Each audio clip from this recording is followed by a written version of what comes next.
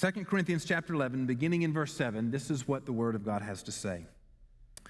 Or did I commit a sin in humbling myself so that you might be exalted because I preach God's gospel to you free of charge? I robbed other churches by accepting support from them in order to serve you. And when I was with you and was in need, I did not burden anyone, for the brothers who came from Macedonia supplied my need. For I refrained and will refrain from burdening you in any way. As the truth of Christ is in me, this boasting of mine will not be silenced in the regions of Achaia. And why? Because I do not love you? God knows I do.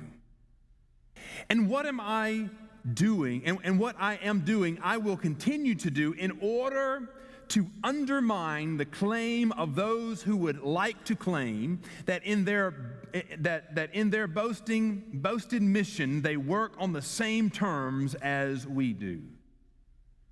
For such men are false apostles, deceitful workmen, disguising themselves as apostles of Christ. And no wonder, for even Satan disguises himself as an angel of light. So it is no surprise if his servants also disguise themselves as servants of righteousness. Their end will correspond to their deeds. When new parents welcome home their newborn babies into their homes, they do so with all kinds of hopes and dreams for their children. And that's true of not only the parents, but the grandparents and friends and family. When you're around a newborn baby, there's all kinds of anticipation and hope and dream about what that child will grow up to become and what they will do. For the parents, more fundamental than the careers their children will pursue or the sports their children may enjoy, parents are ultimately, fundamentally most interested in transferring their values, their worldview, their understanding of truth to their children. They're hoping that their children will grow up to understand and believe the things that they believe to be true. Now, if you are a parent this morning, then you will understand this next sentence. Parenting is a humbling experience.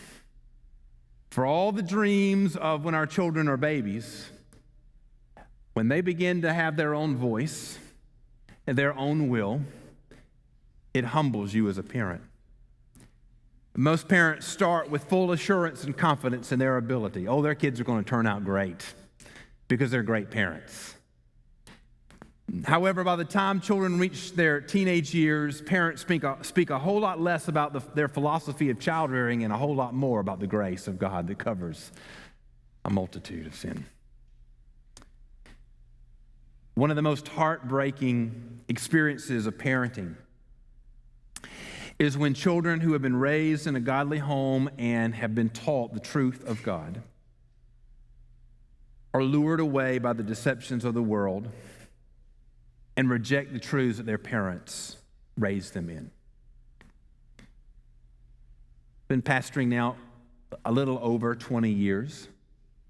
And over the course of those 2 decades, I have had many, many tear-filled conversations with parents as we prayed and wept over our children. No matter how far a child has wandered or how great a child has rebelled, godly parents do not give up hope that God will draw them back to Himself. No matter how long it's been, godly parents continue to call on the Lord to rescue their child and take every opportunity they have to speak to their children the truth of the gospel in hopes that God will use that to draw them back to Himself. I think that heartbreaking intensity of what parents feel for their children when their children are in danger of being lured away from the truth is the right way to understand this passage and the way that Paul is writing to the church. I don't think there's any doubt that Paul loved the Corinthians and the Corinthian church. He considered them his own children in the faith. He was the one who had gone and preached the gospel. He was the one who had personally led many of them to Jesus. He felt a kinship with them, a relationship to them, a connection with them in the faith. And he considered them his children in the faith. And I think he is heartbroken that they may be led astray by wicked men preaching a gospel not faithful to the true gospel.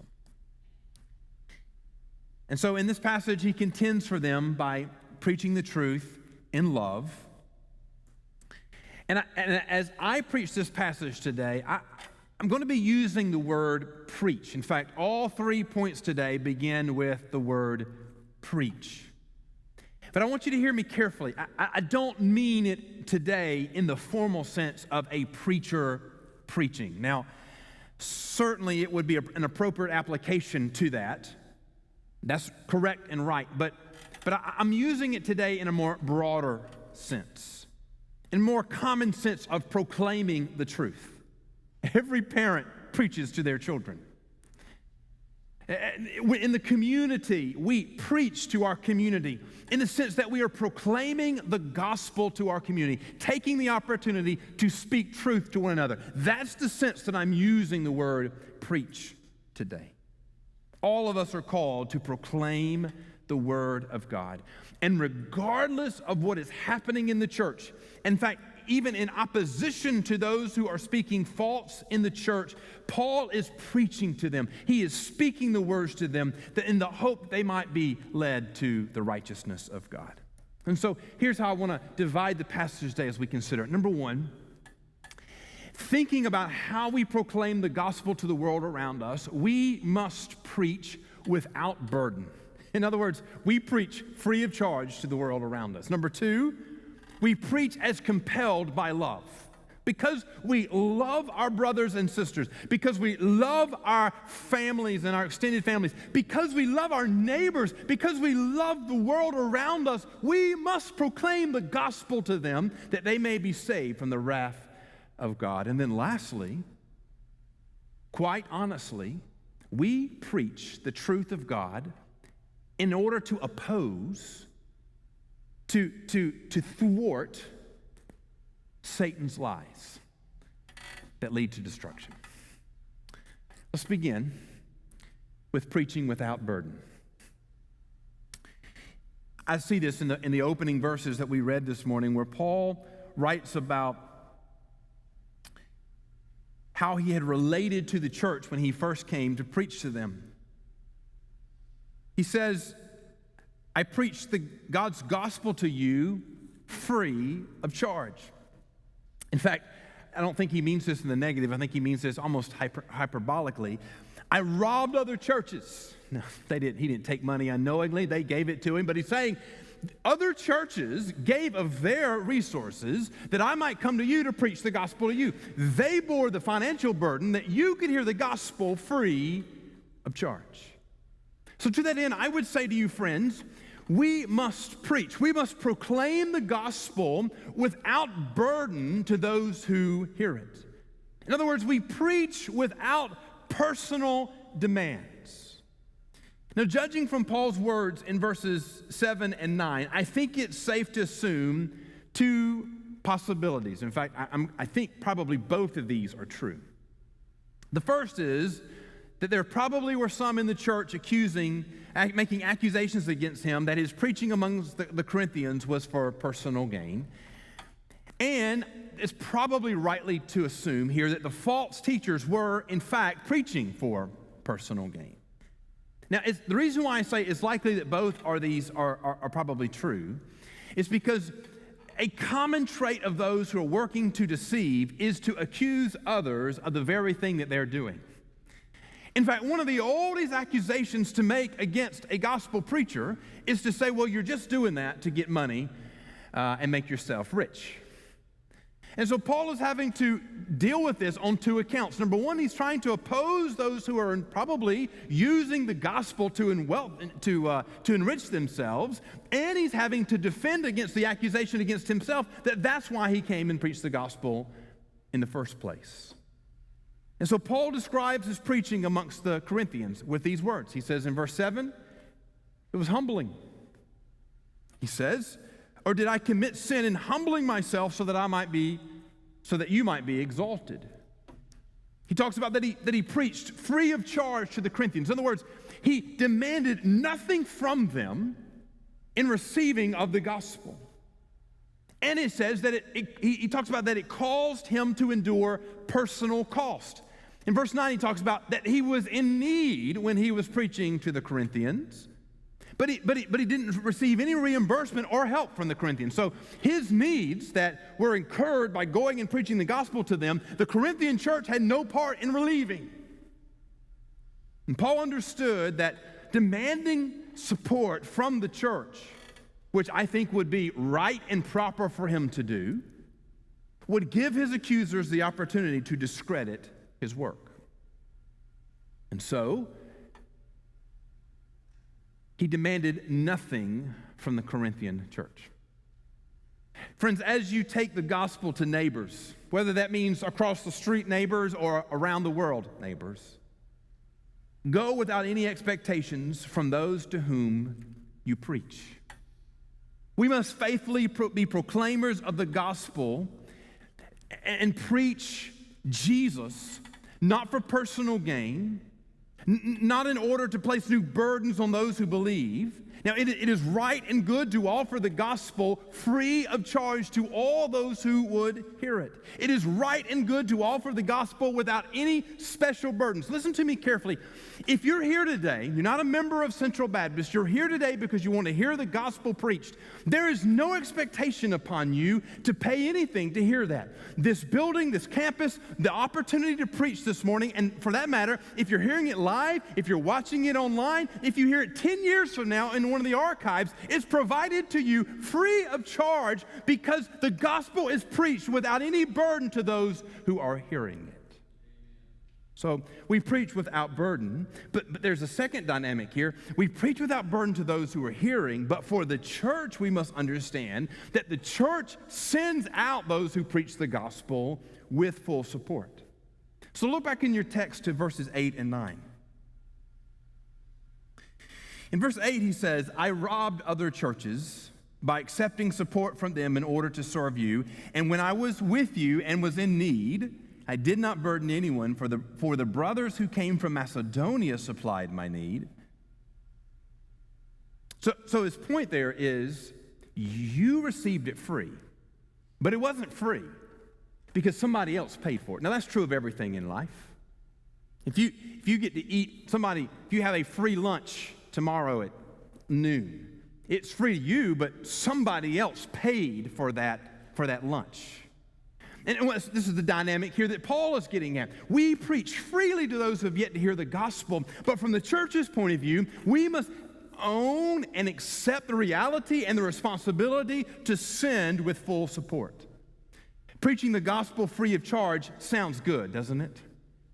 Preaching the gospel free of charge sounds like a utopian idea. However, this side of heaven, there is a cost to everything we do. If you want to go across the street, and if you want to go further, if you want to go around the world, there is a cost to going and preaching. In these verses, the Bible is not ignoring the reality of economics, and the Bible is not calling the church to ignore the logistics of ministry. Every now and then you'll get around somebody and they'll have a big dream of ministry. And their big dream of ministry will have big cost associated with it. And so they'll just say, well, let's just go after it and just hope that the support comes with it. Now, sometimes that may be appropriate, but more often than not, the church has to figure out, here's the big dream of ministry, how can we sacrifice, how can we support that big dream of ministry? These verses are not a rejection of the logistical reality of ministry and missions, but rather I think they are instructive for how the church funds these endeavors. we are able to preach free of charge the gospel because of the faithfulness of the church to fund these endeavors. Notice that Paul indicated that his needs were not met or expected to be met by the Corinthians when he preached to them. That's the free of charge dynamic. But in verse 9, Paul indicated that when he was preaching to the Corinthians, his needs were being met by the Christians from Macedonia. It was free to the Corinthians, but it was being paid for by the Macedonians. We practice this principle locally when we invite friends and neighbors to hear the gospel preached here.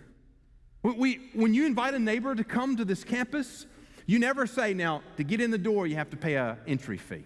There's no such thing. No, you invite a neighbor and you say, come to church, won't cost you anything. And I hope when you invite your neighbors to church, you say, and I'll even take you out to lunch afterwards. There are no expectations are placed on them to pay any fee or to give any money. In fact, the campus facilities are provided free of charge to all who walk in here. I've been able to labor this week to prepare to preach you this message because this church has provided for me financially that I can preach free of charge on Sunday. Praise God for that. We practice this principle globally. When we give to support international missionaries and North American missionaries, this morning when we took up our offering, a portion of every dollar that you gave this morning, we're going to send as a church to the cooperative program. The cooperative program is a collection of offerings from every Southern Baptist church. And those offerings are collected that we might send right now somewhere around 5,000 missionaries globally to take the gospel free of charge wherever God takes them. Now, they're able to do that because their grocery money and their transportation budgets and their retirement funds are paid for by you and by me and by other Southern Baptists, so that those that they go preach to don't pay a dime for their work. They go to preach free of charge because they are fully supported by the churches who've already heard the gospel of Jesus. Friends, you heard the gospel because of the faithfulness of other saints who provided for the needs of the one who made the gospel and who preached the gospel to you. And in response to this grace, provide for the needs of others going to make Jesus known. It changes how you give, doesn't it? If you understand this principle that we preach free of charge because of the support of the saints, give with a joyful heart, friends, when you give to missions, that the gospel is going to be preached free around the globe. Give with a joyful heart when you give to the support of the local ministry here, that free of charge, the gospel from this pulpit and in other ministries of the church can be proclaimed free of charge. We preach without burden. And secondly, we preach as compelled by love. Look in verse 10.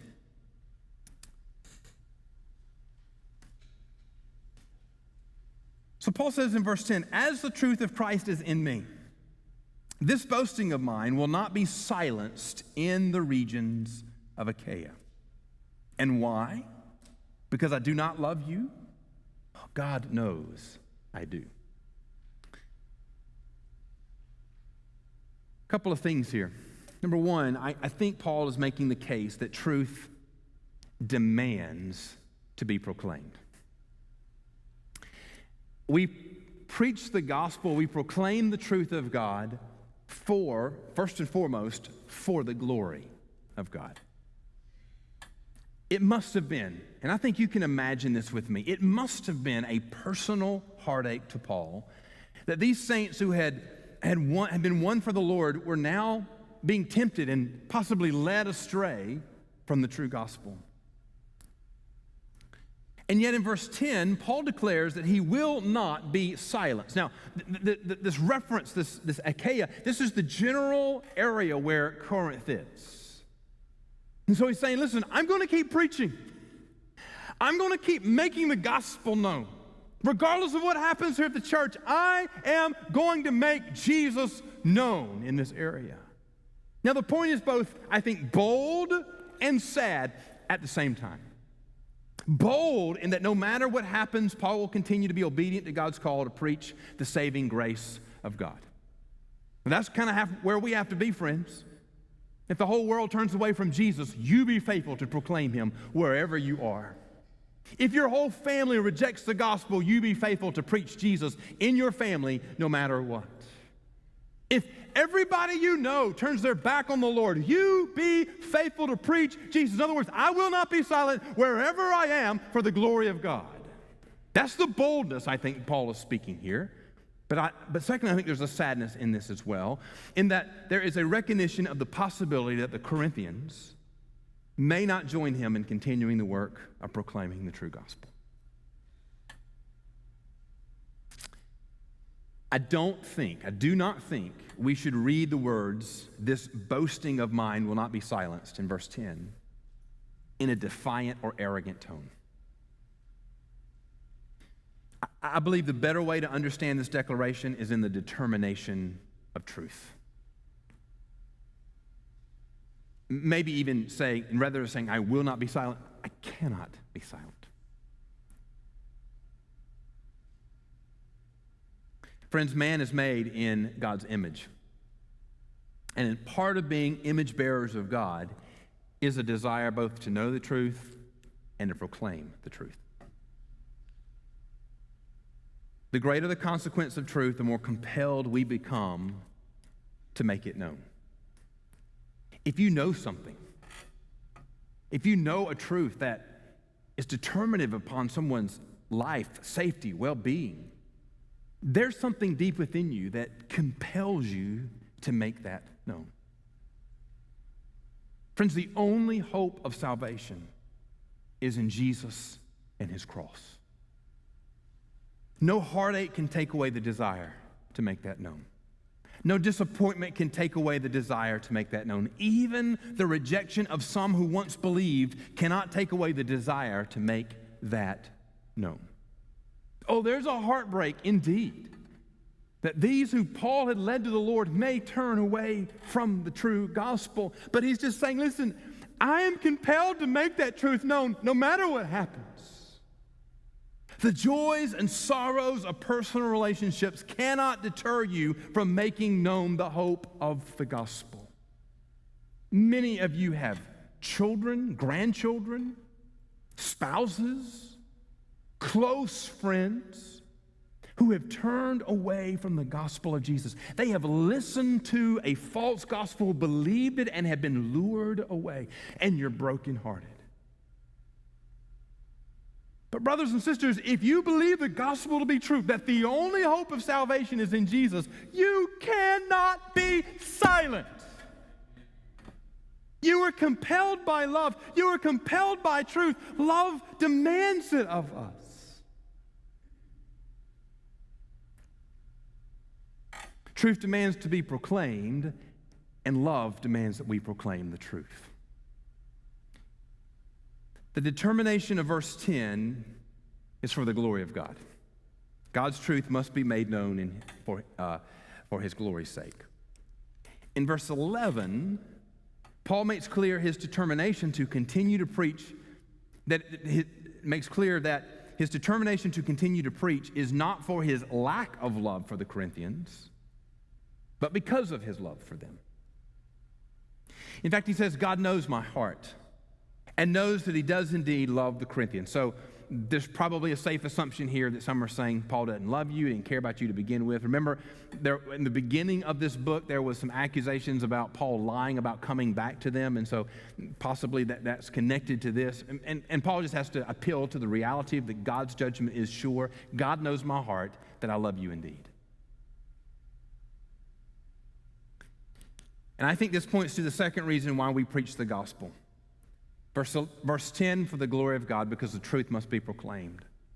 Verse 11, for the salvation of men motivated by love. The Bible is very clear about what motivated God to provide salvation for the world. You probably can quote John 3:16, for God so loved the world that he gave his only begotten Son, that whosoever believeth in him shall not perish but have everlasting life. This same love motivates the church to take the gospel to the lost world. True love demands that truth be proclaimed. As a father and as a pastor, I have had many difficult conversations where uncomfortable things and hard things needed to be said. Now, total honesty, I have never looked forward to these conversations. I've never enjoyed these conversations. I often dread them right up to the moment that they happen. Sometimes I even feel sick in anticipation and thinking about these conversations and what needs to be said. With all this difficulty and unpleasantness, you may wonder why I would even have these conversations. It would have been easier, more pleasurable, just to maybe turn a blind eye to known sin, or just pretend like things weren't amiss or dysfunctional, or just trying to just kind of barrel through it and hope things get better. Why not just try to move past the problems and maybe ignore them, and maybe they'll get better? But friends, I initiated every one of these unpleasant moments not because they bring pleasure, but because they might bring healing. And even though it made me sick to think about them, and even though they were unpleasant, and even though I didn't desire them, long for them, enjoy them, I had those conversations because the one I was having them with, I loved enough to speak those words to them. Because I love my children, I'm unwilling to turn a blind eye to what will bring destruction into their lives. Because I love the saints of Central Baptist Church, I am unwilling to look past things that I know will bring you to destruction.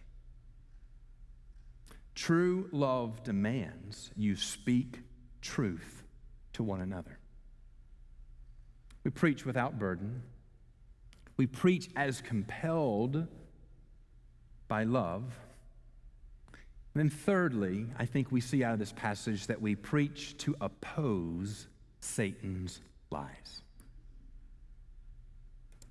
In verse 12, Paul says, "And what I am doing, I will continue to do." In other words, I'm not going to quit, brothers. What I'm doing, I'm going to continue to do in order, notice this phrase, in order to undermine, cut. That's what some of your translations may say. To undermine the claim of those who would like to claim that in their boasted mission they work on the same terms as we do. These men are false apostles, deceitful workmen. Friends, we preach to oppose Satan's lies. That means that we work to expose false teachers. False teachers preach and teach things that when you first hear them sound good, seem right, and appear to be faithful to the true gospel. Any gospel other than the true gospel and the faithful gospel of Jesus cannot and will not save. Now, I said in last week's sermon, lies always lead to or end with disappointment. Because lies tell you that something has value or worth or is sure, but at some point, every lie is exposed and it's revealed not to be faithful to what it promised. False teachers may sound good, but they are not good. And because what they preach is a lie, it can only lead toward destruction, never toward salvation. Verse 12 uses a figurative language that the ESV translates as to undermine. The word literally means to cut off, to cause to cease by removing. Kind of like cutting off a flower, or as Barney Fife would say, nip it in the bud. So this is what the New American Standard 95, NIV 84, King James are trying to capture. So New American Standard says, may cut off opportunity of those. NIV says in order to cut the ground from under. King James says that I may cut off occasion for them. All of these are trying to capture the meaning. And the point that Paul is making is that it is his intention to act toward these false teachers in such a way as to actively oppose and to expose their lies, to remove them from the church, to undermine them, to cut off, to do away with, to remove the footing from under them, to destroy them. That's hard language. That's fighting words, as my granddad would say. Shepherds must do more than guard the sheep. Sometimes shepherds must fight the wolves. It's not enough to know the truth, yet refuse to actively oppose and expose and fight against lies. The saints of God love the truth of God and must hate anything that takes away from His truth. That's the first duty when contending against false teachers, is to warn others of their lies.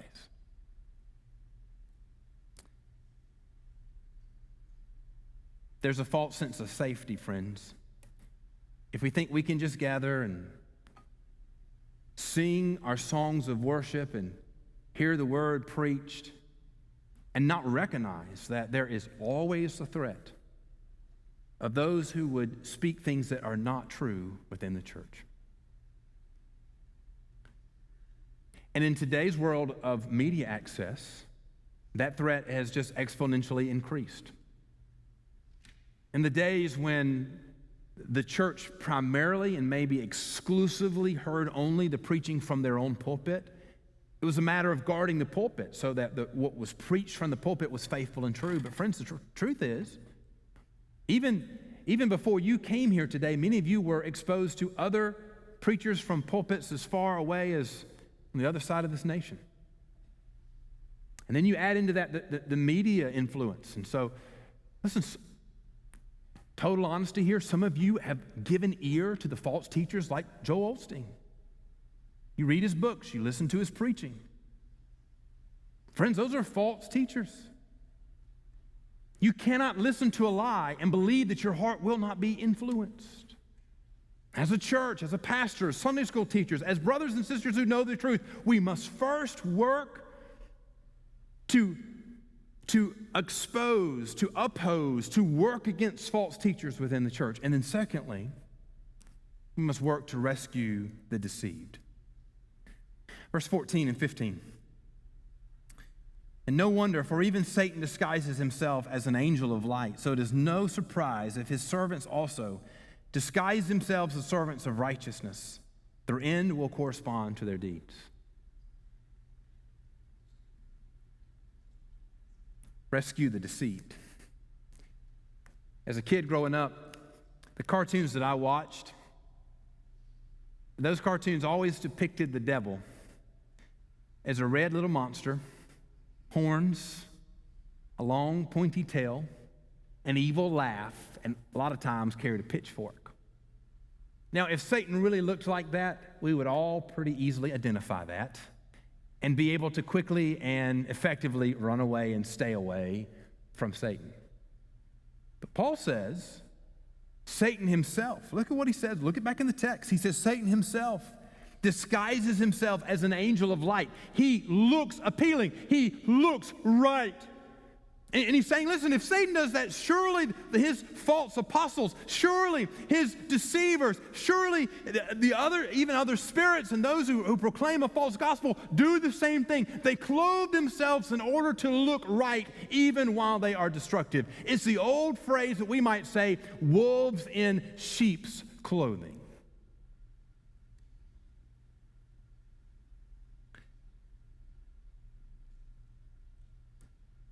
Satan and his servants disguise themselves as messengers of truth and righteousness, and by this, but this is just a disguise. They are in fact demons of darkness and servants of wickedness. And they are leading all they can away from the true gospel and toward destruction. The most dangerous place a person can be is under the influence of a deceiver. They believe they are being led well, but in truth, they are being led toward destruction. It's not always possible to rescue someone from being deceived. However, friends, I think love demands. When you recognize that someone is being deceived, you do all you can to break the deceiver's hold and deliver them to the truth. Over 20 plus years of pastoral ministry, I've had more conversations where I've gone to someone who I have believed is being deceived, and they have chosen to remain in that deception, and that's heartbreaking. But I want to tell you, those are glorious moments when you go, and by God's grace, shining the light of truth into that situation breaks the hold of the deceiver and rescues. Friends, we preach to oppose Satan's lies, and we do that by, one, exposing false teachers and their lies, and then loving our brothers and sisters enough to rescue them from being deceived. You may have heard this story. I'm sure I've shared it with you before, about a man named Harry Truman, not the president. This man was named Harry Randall Truman. He was last seen alive at his home at about 6 p.m. on May 17th, 1980. Since then, he's never been seen, and he will never be seen again. At the time, he was 83 years old, and he had lived in his home for just about 40 years. And he had chosen to remain in his home despite multiple pleas for him to move to safety. Harry Randall Truman had received letters from school children from all across the nation begging him to change his mind. Scientists with PhDs and other advanced degrees had personally gone to his home and asked him to move to safety. Government officials, law enforcement, first responders had all been by his home and made personal pleas along with other communication with him to move him away from danger. And because of his encalcitrance and because of his tenacity to stay in his home, he had become a curiosity to many of the news media. But even when they would go and interview him, most of them would end after the interview with a personal plea. Why don't you come with us to safety? He gave his last interview at about 6 p.m. on May 17th, 1980. That was the last time anybody ever saw him. Harry Randall Truman had owned and operated a lodge at the base of Mount St. Helens on Spirit Lake since the 1920s. In 1980, when the mountain began to show volcanic activity, he was told and advised that he should leave because everyone believed that all the activity, the seismic activity, the smoke, and other things like that coming from the mountain meant that Mount St. Helens was soon to erupt. Harry Randall Truman believed that the volcano had already released all of its energy that it was really going to release, and if it indeed erupted, that the magma flow would flow down the other side of the mountain, and that his lodge and lake and property would really not be all that affected. He was last seen on May 17th at 6 p.m. The next day, on May 18th, at 8:32 a.m., a magnitude 5.1 earthquake centered directly under the north slope triggered a part of the volcano to slide. And following that, a few seconds later, the main volcano blasted forth an eruption. The landslide that followed was the largest landslide in recorded human history. It traveled at 110 to 155 miles per hour, moved across Spirit Lake's west arm.